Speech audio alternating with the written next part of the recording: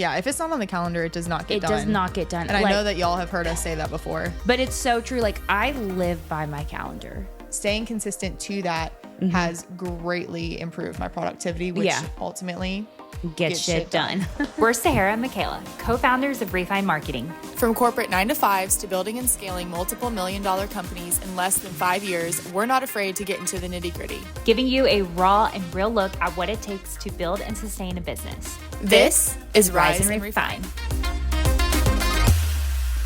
Happy Monday. Welcome back to the Rise and Refine podcast. Yes, we are excited because today we're going to talk about basically how to get shit done. Yeah, how to get shit done in your business. Yes, because we feel like we both get asked a lot, like, how do you guys always post? How do y'all stay active on stories? How do you work with all these clients? You know, how do you run multiple businesses? Like, how do y'all actually get things done? Yeah, and what our calendar looks like. That's another huge question that we get asked. Yes, how do you time manage? Which I feel like is the number one question entrepreneurs ask me, is how to actually do time management. I think that's a learned skill, to be quite frank. I know for me specifically, you actually kind of told me that I needed to start time blocking my calendar when we first started to Refine. My calendar is my life. Yeah, if it's not on the calendar, it does not get done. It does not get done. And I know that y'all have heard us say that before. But it's so true. Like, I live by my calendar. And I feel like you're almost to that point, or you are to that point. I'm pretty much to that point. It's to the point now where my boyfriend and I have a shared calendar. Yes. Because outside of like work and personal calendars and anything family related, event related, it goes on that calendar. And if it's not on there and an event comes up and something gets scheduled for that weekend, then whatever is scheduled is what ends up happening. If it's not on my calendar, it's not happening. My 3-year-old has a calendar. Because that's when you know you have to have a structured lifestyle. Yes, because the only person in my family who does not use a calendar is my husband, and it drives me nuts. And he's upstairs. Yes, drives me nuts because I wish he would. But it even got to the point where like I couldn't keep up with her stuff because she's starting in dance and she has school and she has doctor's appointments. I don't know how they did it in the old days. Like my grandma sells a calendar book. Yes. Like 5 years ago. I don't know. But like my grandma has a calendar book still, and I'll talk to her. I'm like, can you do this? And she's like, let me pull out my book. And it takes her like an hour to find. Yeah. And I don't know how they did it. I know so many people that work in the corporate environment, and nothing against corporate by any means, but they don't really stick to a calendar for their life outside of their 9-to-5. They don't? No. I mean, at least the like 5 people that I have in my head right now don't. Yeah. So I think feel like they just use it for work only. Yeah. Yeah. I can it's see more that. work related, and then they might, have like set a reminder in their phone in regards to maybe a girl birthday dinner that they're going to or something of that nature. But I didn't really start time blocking. I mean, I've always been a planner girl. I love writing stuff down, but actually being intentional with my calendar, I didn't do that until Refined. Yeah, it's I don't think until you have, like, when you have so many things in business, personal, family members to keep up with, I really don't know any other way to keep up with life than a calendar. So I forget who said this. I might have been my mom, actually. Yeah. She was like, preparation prevents poor performance. And that has stuck with me. Just like she would say like Molly Lou Mellon stand up tall, or I forget the exact saying, but like when I would slouch my shoulders as a kid because I was so tall. So now it's like preparation prevents poor performance. And the preparation prevents 4 P's. 4 P's. And that is a tongue twister. Preparation prevents poor performance. Wow, the 4 P's. Yeah, right?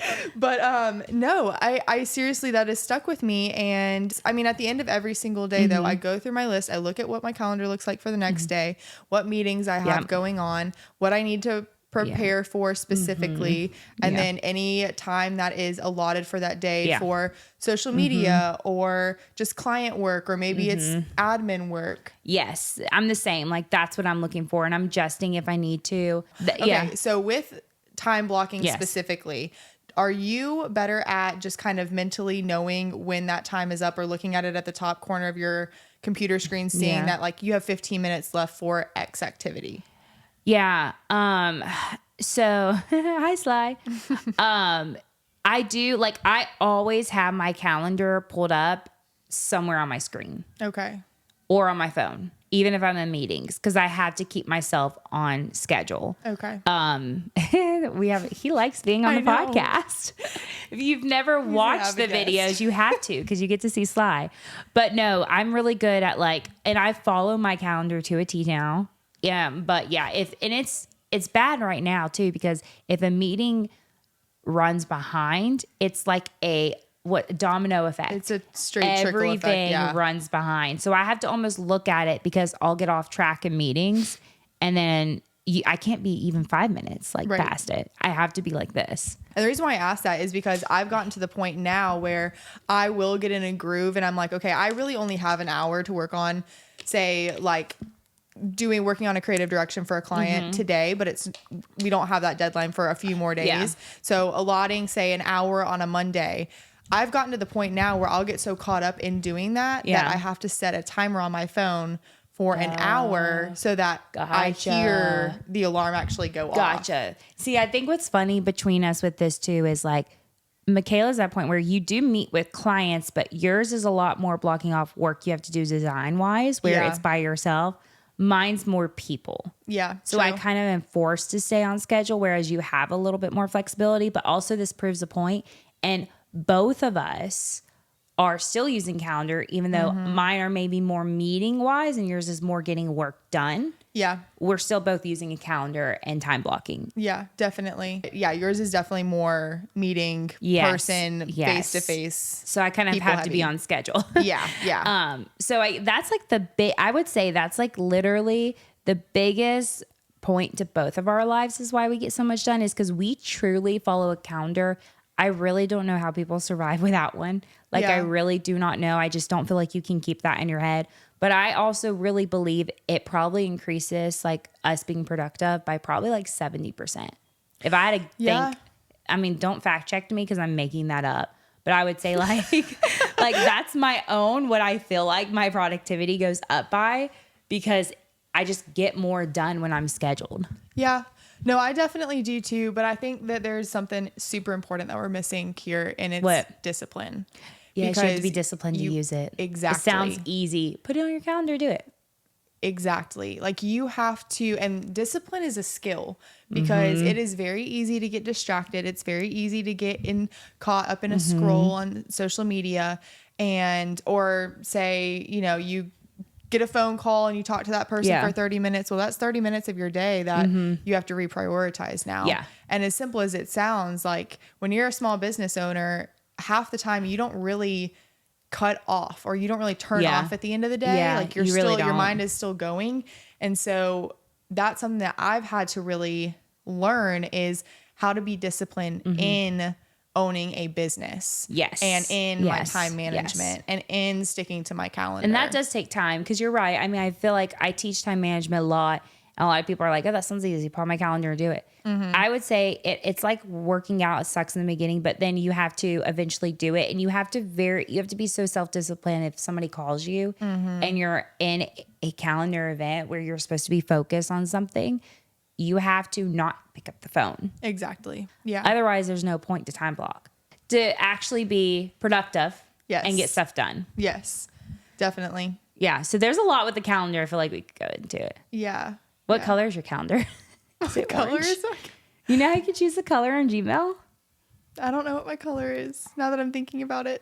What is your color? I don't know. Mine's blue right now. I think I'm going to change it. It might just be blue, but I have every single, I have my calendar broken down into different event styles or meeting types, I guess. That change the color. I have my meetings. Those are blue. Okay. And then I have stuff for the podcast. That's yellow. Yeah.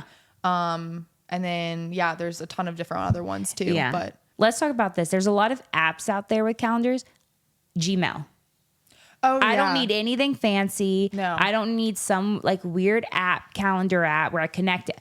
Gmail. You don't need all the widgets. No. Keep it super simple. Just get a Google Suite, use Gmail, use the calendar function. You can invite people to it, invite people to view your calendar. It's the easiest thing out there. And it's team friendly too. Yeah. Just the biggest thing of getting stuff done is truly, in my opinion, time management, and actually keeping to it, being consistent with it, and using a calendar. I mean, I guess you could use a planner, but even you've switched to a calendar now. It does make a big difference. I guess I use my calendar and my planner for two different things most of the time. Like to-do list versus what? To-do list versus actually staying on schedule. Yeah. So my active calendar is the one that you see, and it's also the one that holds all of our meetings, anything that I have time blocked for that day on a broader scale. Yeah. My planner, I really go into the nitty-gritty of what the details are of that day. So if I have a website project, it's like, okay, I need to get the back-end media library set up. I need to set up the draft of the homepage in and of itself. I need to make sure I'm uploading the color palette and fonts if I'm starting a new project. And so it's all like of your that day-to-day goes task. into, all of that goes into the planner in and of itself. And then my planner actually has, if I have personal family trips or other things, that's where all of that goes so that I can see on a monthly view what there all is. Got it. Makes sense. Okay. So another thing of how to get stuff done is kind of goes into what you were just talking about, where if we could give y'all advice, you mentioned planner and task, but that is to, like, when you're having meetings or your focus and stuff, that is to write things down. Yes. I spent the first 2 years of my business. 1000%. Yes. I used to think I'll remember it.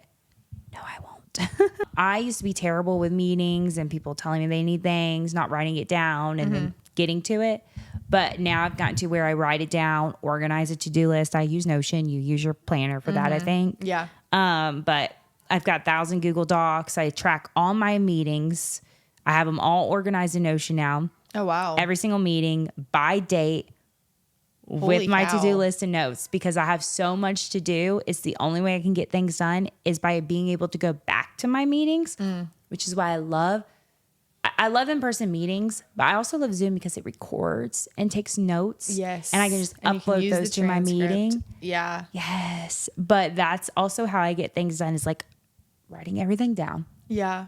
But you also are a lot better at this in particular. I think you're a lot more organized with it, because when we're in meetings, I will just open up my notes, like my notes little widget on Mac, and just type in meeting with Sahara 10/5/2024, and I'll just go and type a couple different notes in there, and then I'll be like, oh yeah, what was that? I'll go back to it and then add it to my planner. So I feel like you're a lot more organized in that regard. Maybe. I just can't remember. I'm so scatterbrained that I'm always like thinking of things, and I got to write it down. Like, it may be I think of something today that I want to talk about in our next meeting in a week. And so I'm not going to remember on that day to talk to you about it. So then, because I'm so forgetful now, so then I'll go to in Notion where I have our meeting saved. Yeah. Go to the date and write things down throughout the week. Interesting. I also see that you email yourself things after. All the time.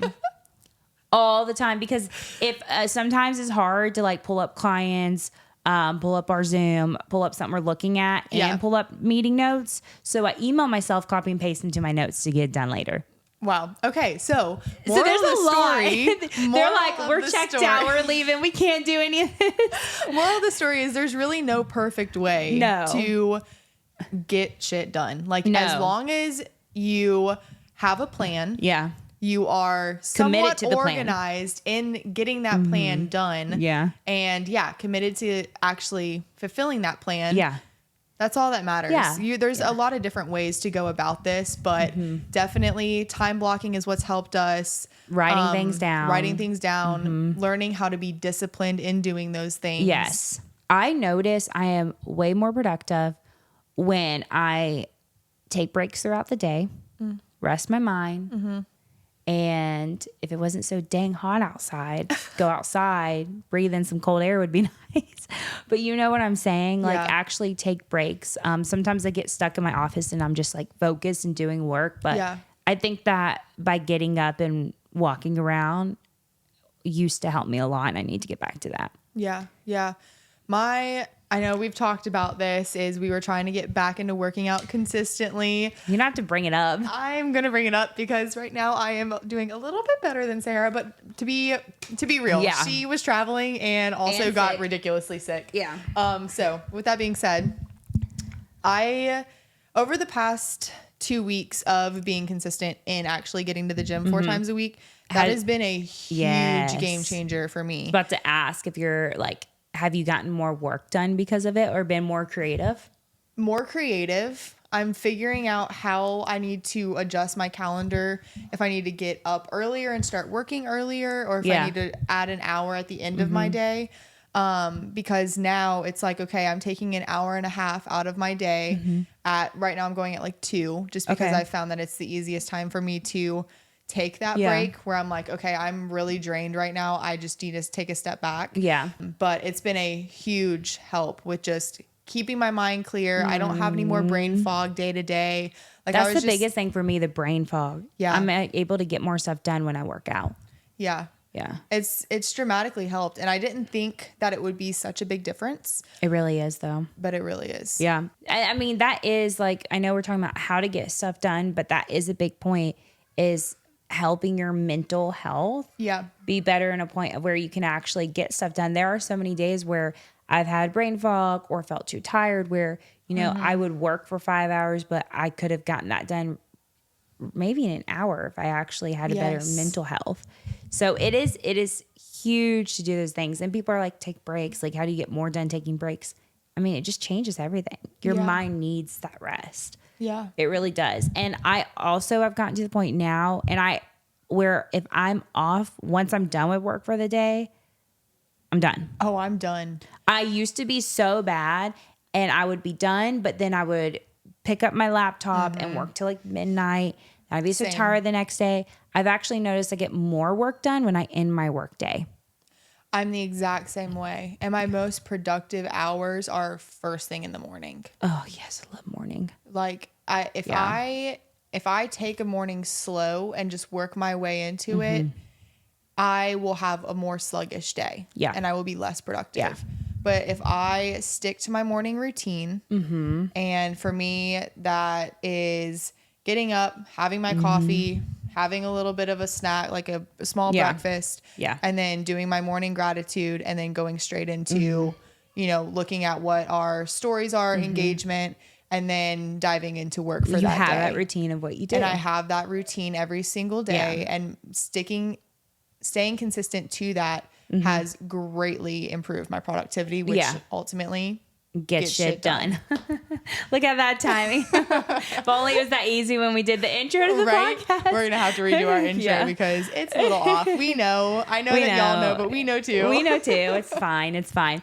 Let's dive into like getting content on social media done. Because did you see you probably didn't, but I posted a story that a lot of people are responding to about like, how we do content batching. So I wanted this episode to include how you also get things done for content, because I feel like people struggle with social media because they're like, 1, I can't get shit done by posting consistently. Yeah.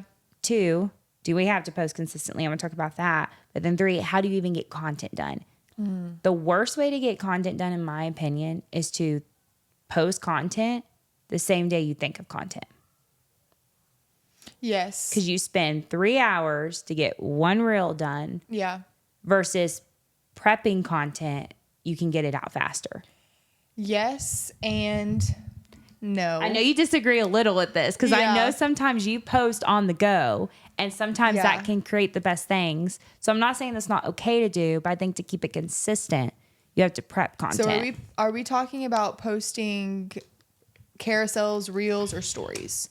I mean, having a plan for social media. Okay. Actually having a social strategy. Yeah. I think having a plan, but also I do think content batching makes a huge difference for most businesses. Oh, definitely. Yeah. Because you can't live day by day creating content. Right. Especially, and I think this is important for you to speak on the real estate side. Yeah. Because you just actually got done with a content batch day. Yes. And where you filmed 40 reels, which is...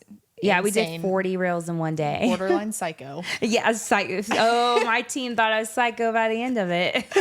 But with Refined, it's hard for us to batch content because so much of our content is client forward facing. Yes. And what I mean by that is we're highlighting client projects or we're in the works on client projects. There are some things that we film just by myself or Sahara and I together, but those are more few and far between. And so talk about like y'all's actual content batch days for Embry Group. Because there's two sides. And I want to say too, like even with Refined, whereas we may not be batching content, if you think about it, you're creating content the whole time you're working on a client's project. You're not waiting till the project is complete. No, and that's a good point. So you're creating content as you go. Yes. Not when it comes. Yes. And what Sarah means by that is when I'm actually working on a client's brand or website, I'm videoing the whole process. So I have my little tripod with just my phone. I don't have a fancy camera attached or whatever. You don't need one. And I just have it videoing my computer screen. Or I'll actually have my computer screen set up in as close as I can possibly get to the real format sizing. So 1080 by 1920 pixels. And I'll have that set up on my computer screen and just record my computer screen in Illustrator or in Show It, like whatever it might be. It may not be content you're posting that day, but you know you'll eventually use it. Yes. And you're taking advantage of that. And that's probably the closest content batching, quote unquote, that I could get for the work that we do with Refined. Yes. So for other businesses, not all out there can do this, but I'm a big content batch person. Because it's just like we used to struggle. What are we going to post today? Like I'm digging through. Now what we do to get content done is like we will choose a content day where I and the marketing team and agents that want to be involved, whoever wants to, we choose a day. And it's a work day. It'll be like 9 to 3. Okay. Today was 9:30, 2:30. And we choose the day, and then we'll do that day once every 2 months. Before it, there's a lot of prep work. Okay. Well, not too much. Well, walk us through the prep work then, because I'm sure a lot of people don't really understand how much work goes into a content batch day, or maybe that's a question that somebody has. It's a lot of work, but it saves you so much time. So what we do is super easy. You could use a Google Doc. You write out props. Okay. You write out schedule, places to film. You have like those main things at the top. And then you just go number one, film this, inspo, script if needed, or most time we don't need a script, but what's like the overall vibe? Like what are we going to do? Okay. And then inspo link or sound that's supposed to go with this. Okay. And so sound meaning a sound that you found on Instagram? Yeah, on the reel. So that we don't have to go searching that day. We just click on our little board and the sound is right there. I find when I'm in the mood doing content, I actually create better content because I'm already working on it. Yeah, very true. I'm not a random content person. I've learned that about myself. Do you feel like you're random or you need to think of it? It depends. Sometimes I can be random and spontaneous and it works. And sometimes I'm sitting there for an hour trying to figure out what to post. The really important part too is the organization of all this, keeping up with that many reels. So then afterwards we go in the Google Drive, we'll put what day we film content, and we literally we'll plug in every single video, title it based on what it matches up with the sheet. And then we content map all of that. Okay, explain what a content map is. I think people think of it as different things. Okay, to me, a content map is literally your schedule, your calendar for social media.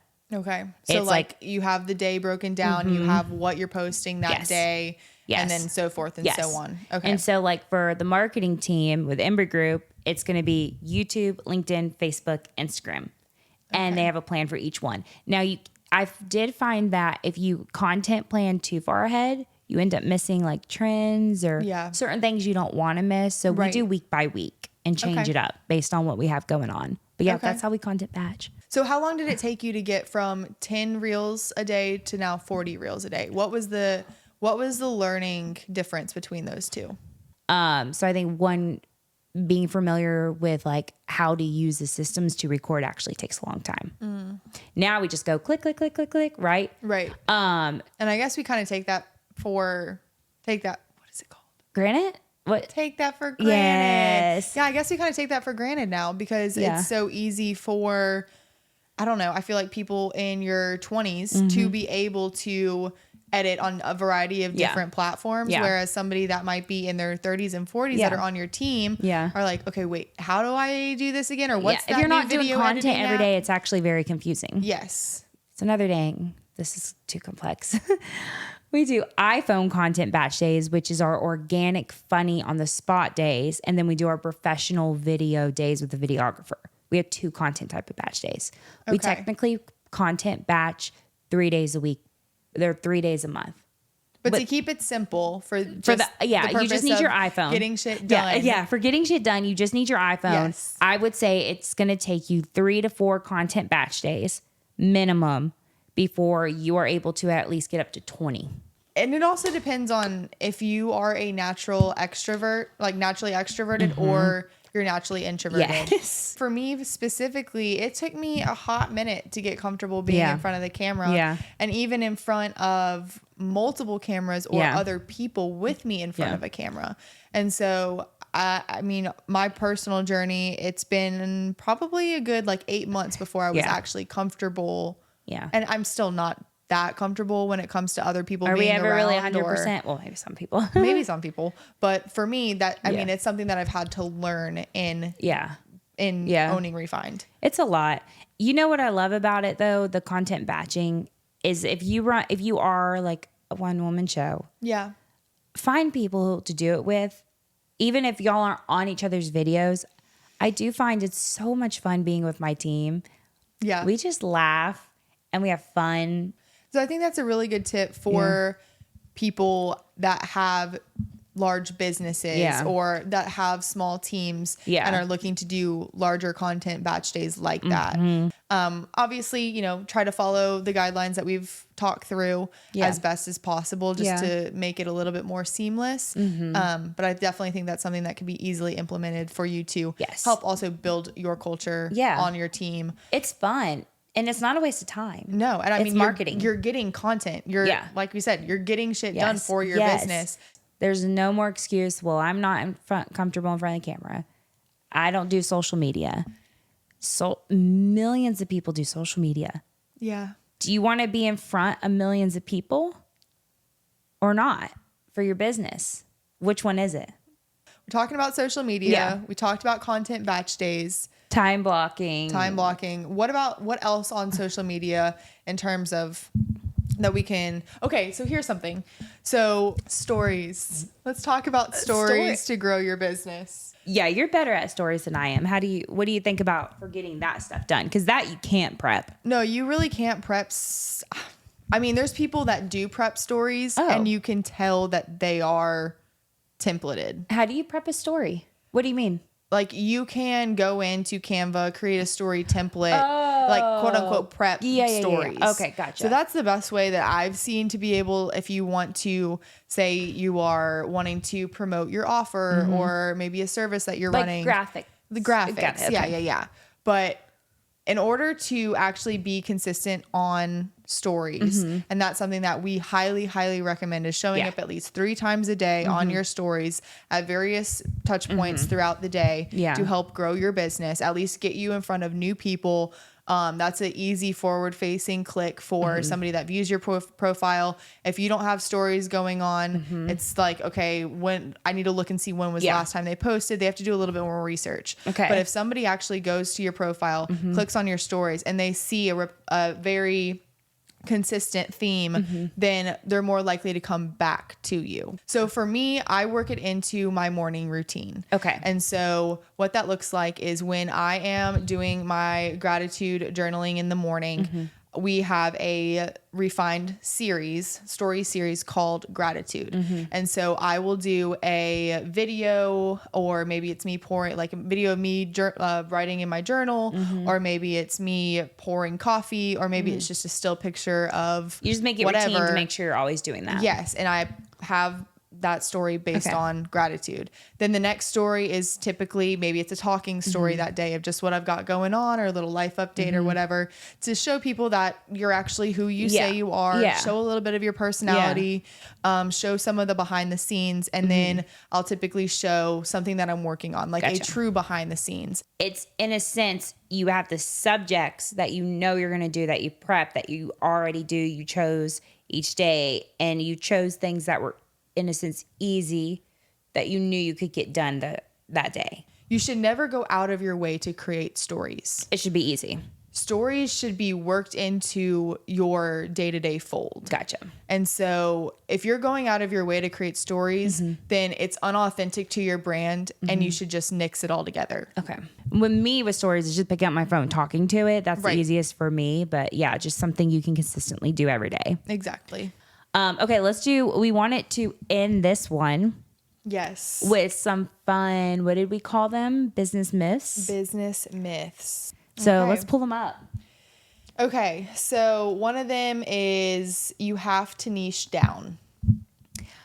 Oh, this is the one we were talking about dinner. Yes. And I'm so happy you agreed with me on this one. Okay. Because I was nervous you weren't going to. Well, the way I see it is who you are is your niche. Yeah. Like, you are authentically you. Yeah. Nobody else is like you. Yeah. And you are what brings the uniqueness to your business and to your market. Yes. So if you are capitalizing and not trying to be like another brand, but you are actually capitalizing on who you are and the talents that you have, you're automatically going to separate yourself. Yeah. And if that's how you want to think of niching down, think of niching down that way. Yeah. I'm trying to think of examples of where people have told me. So, like, let's do a couple. Okay. Like, real estate people were like, well, you can focus on luxury clients or first-time home buyer clients. For my real estate business, we have never chosen one type of client, one type of agent, and we have grown more than a lot of other people. So, like, for brand and web design, it's like you can niche down into just working with service-based businesses or just neutral branding. Or maybe it's you only want to work with, say, brick and mortars. Yes. Or so there's multiple different ways that people say you can niche, quote unquote, niche down. Yes. We don't believe in that. No, we don't. I just don't think it's important for you to niche down because what you bring to the table is unique enough. Yeah. All right. A couple more business myths. Okay. The more successful you are, the more hated you'll be. Sahara proposed this one at dinner too, because this is something that we were actually both told on separate occasions when we were very, very young in our careers. Yeah. So the more successful you are, the more hated you'll be. The more jealous they'll be, the less support you'll get.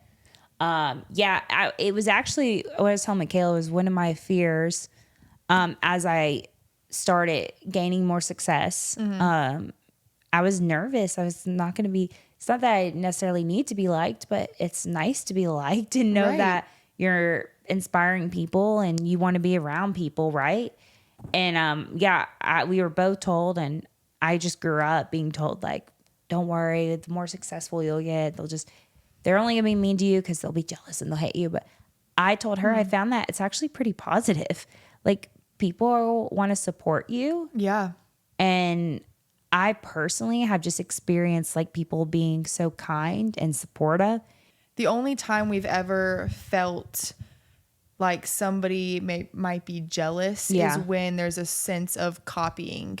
So copying content and I don't even want to say that because it's such a, like, we don't know what they're thinking. We don't actually know if anybody is jealous or not. And we are definitely not end all be all by any means. Yeah. We're still learning and growing along the way as well. But yeah, I mean, I think that has been the most rewarding part of this whole thing. All the support with starting Refine is that people have come out of the woodworks, and definitely not in the first year. I was telling Sahara, for my first year in business, there was very limited support. Yes. People questioned me. I mean, I had attack after attack come over me in terms of, are you sure you really want to do that? Like, that's not stable. Yeah. Are you actually making any money off of that? You had it in the beginning, not later on, which was weird, which is what we thought. Right. But I also had a very, very lucrative 6-figure job. Yeah.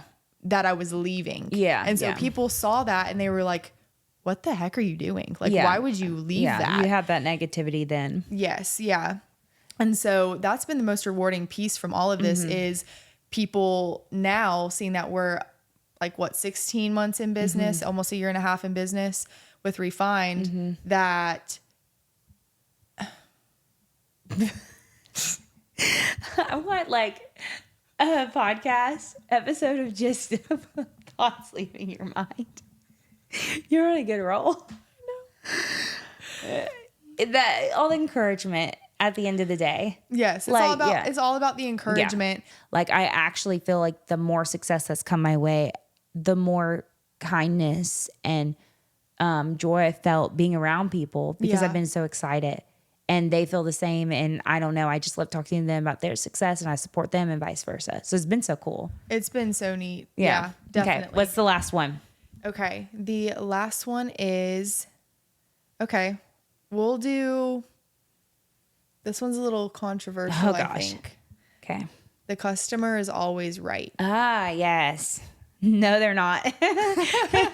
Sorry, that's old school business myth. The customer is not always right. Yeah, you definitely have to set healthy boundaries for yourself, your business, the rest of your clientele. And you should make sure that within your contract, you have a right to step away and that you are not locked in. Yeah. There are crazy people out there. There are crazy people. And you also you have to just protect yourself and your business. And your if people. you have a team, protect your team at the end of the day because that's what's going to carry you forward. Yes. There's more people in the world. There's more clients out there. And if you, for your own sanity, for your own health and well-being, need to drop one, you'll find another. I promise you that. So we're not saying for the myth, we're not saying the customer is always right. The customer is sometimes right. Sometimes right, yes. That's how I'd like to change it going forward. Yeah. Okay, that's it. Awesome. Yeah, so we hope that you guys got some good nuggets from this episode and how to get shit done and then some fun little myths. And we can't wait to see you guys next Monday. See y'all next Monday.